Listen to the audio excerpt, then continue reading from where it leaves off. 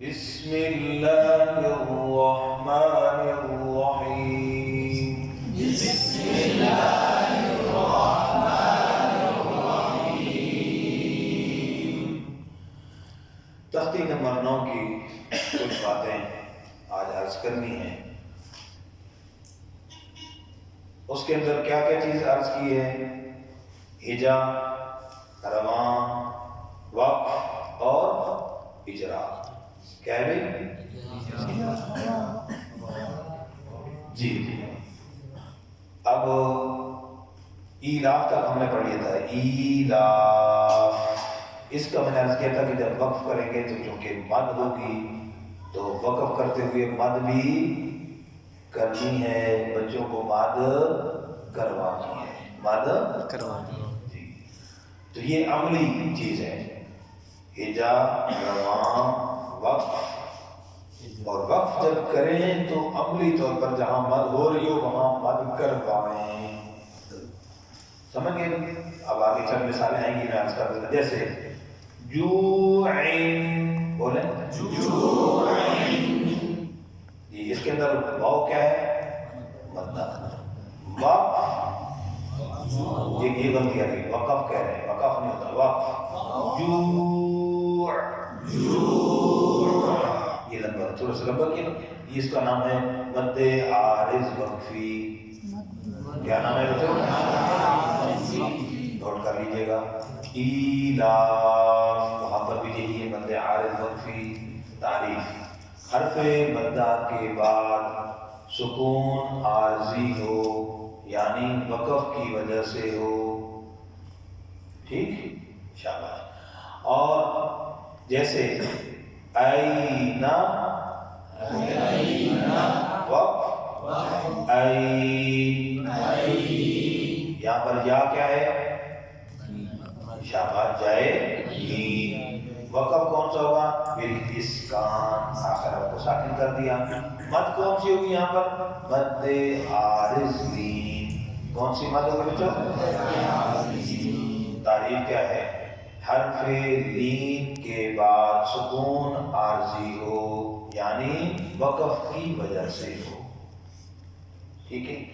اب جو آسان سا کلیہ آپ کے سامنے آ گیا، جہاں وقف کریں گے آخری حرف ہو گیا ساکن، اس سے پہلے حرف مدہ ہو تو مد عارض وقفی ہے۔ اگر آخری حرف جو ساکن ہوا وقف کی وجہ سے، اس سے پہلے حرف لین ہو تو مد عارض لین ہے۔ سمجھ آ گئی بات؟ اچھا جی۔ اس کے بعد بیہی، کیا ہے بیہی؟ وقف، بیہی، وقف کون سا ہے؟ بالاسکان۔ کھڑی زیر میں مدہ کون سا ہے؟ یائے مدہ۔ تو یائے مدہ یہاں پر وقف میں ختم ہو جاتا ہے، کھڑی زیر کے اندر یا مدہ یہاں ختم ہو رہا ہے۔ کیوں؟ وقف بالاسکان ہو رہا ہے، کھڑی زیر میں بھی الٹی پیش میں بھی وقف کون سا ہوتا ہے؟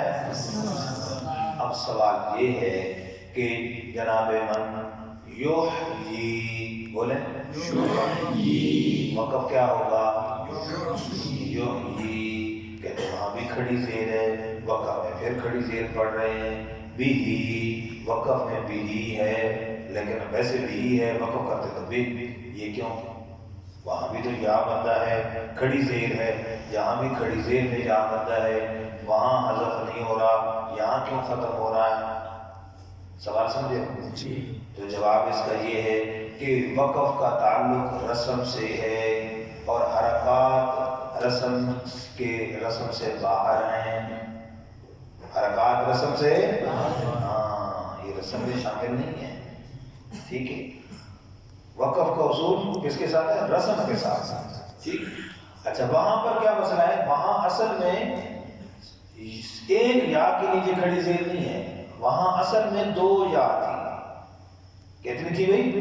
دو یا تھی، تو دو یا کو تماثل پھر رسم کی وجہ سے ایک یا کو حذف کر دیا اور ایک یا لکھ کر اس کے نیچے کھڑی زیر لکھ دی۔ حقیقت میں وہاں پر دو یا ہیں۔ اصول کیا ہے؟ پتہ نہیں شاید بعد میں یاد رہے گا کہ نہیں. جو تماثل، یہ فائل مکی کے طرف کہتا بڑی پیاری پیاس ہے. جو حرف تماثل فی الرسم ایک جیسا ہونے کی وجہ سے حذف ہو جائے وہ وقف میں ثابت ہو جاتا ہے، یعنی وقف میں پڑھا جاتا ہے. تو یوں ہی دو یا تھی ان کو ایک کر دیا، نیچے کھڑی زیر لگا دی. جب وقف کریں گے تو پھر دونوں یا پڑھی جائیں گی، یعنی ایک متحرک دوسری ساکن. تو کھڑی زیر کی صورت میں وہاں پر یا پڑھی جائے گی اور یہاں پر نہیں پڑھی جائے گی. تو اس کو حروف مدہ پر قیاس نہیں کریں گے. سمجھ آ گیا؟ آگے جی. جا جیم زبر الف مد جا، جیم زبر الف مد جا، حمزہ زبر آ، حمزہ زبر آ، جا جا، وقف وقف، جا جا، جب کر دے گا. جیم زیر یا مد جی، جیم زیر یا مد جی، حمزہ زبر آ، حمزہ زبر آ، جی آ، جی آ، وقف وقف، جی جی. جی. یہاں پر الف لکھا ہوا ہے، بولے بھائی، لیکن ہجے میں نام اصول پڑھ چکے. جو حرف پڑھنے میں نہیں آتا ہجے میں اس کا نام نہیں ہے. ٹھیک. دوسرا اس کے اندر ایک اور سوال عرض کر رہا ہوں. بعض قرآنوں میں یا قاعدوں میں یہ جی جو ہے وہ کھڑی زیر کے ساتھ لکھا ہوا ہوتا ہے. تو پھر کیا ہے، کیا کریں گے بچوں؟ کوئی آئے بات ذہن میں؟ کیسے کیا کریں گے؟ جی بولیں بھی کوئی؟ ہاں جی.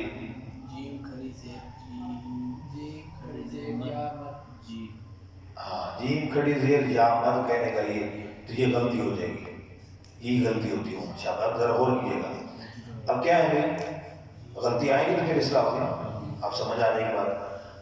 بیٹا جب زیر تھی، یا کا نام لیا تھا، جب کھڑی زیر آئے گی یا کا نام نہیں لیں گے، کیونکہ کھڑی زیر کے اندر یا آ گئی ہے. کھڑی زیر کے بس سمجھ آ گئی انشاءاللہ. کیسے؟ جیم کھڑی زیر مد جی، جیم کھڑی زیر مد جی. سمجھ آ گیا؟ اچھا. اور جہاں پر کھڑی زیر کے ساتھ لکھا ہوگا نا جیم جیا، تو وہاں پر یا پر جزم بھی نہیں ہوگی. یہ بھی ایک آسان نشانی علامت لکھی ہوگی، علامت بتا رہا ہوں. کیوں کہ یا وہاں پر وہ لکھا ہو وہ پڑھا ہی جائے گا، لیکن لکھا جائے گا. کیوں کہ مسلک عثمانی کے رسم کی مطابعت واجب ہے، اس کے خلاف لکھنا جائز نہیں ہے. یہ کوئی نہیں سکتا یہ حرف پڑھا نہیں جاتا تو لکھنے کی ضرورت کیا ہے؟ نہیں بھائی. بات سمجھ آ گئی؟ اچھا. اس کے علاوہ ایک سوال آیا جیسے ہوتا ان، دو زبر کی تنوین وقف کریں گے ہوتا کیوں؟